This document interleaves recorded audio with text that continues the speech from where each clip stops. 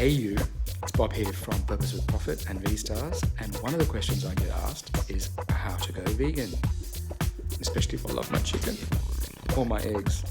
Well, I've just gone from the vegan grocery store in Australia and in Glebe, and check what I've picked up. We have Spinach and Mushroom Cannelloni from the Green Lion.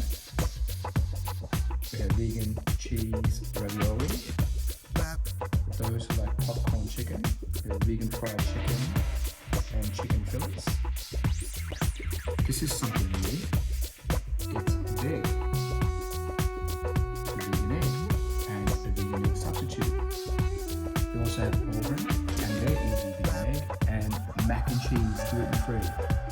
Best of both worlds for those who are gluten-free. All of that picked up from one store, the vegan grocery store. Check them out online or find others in your area. In Queensland, you've got the Green Edge, I think vegan grocery stores also in Melbourne, and Sunshine, you've got Nurture, and wherever there's a vegan store near you, because you have more choice. So check them out. Have a beautiful day.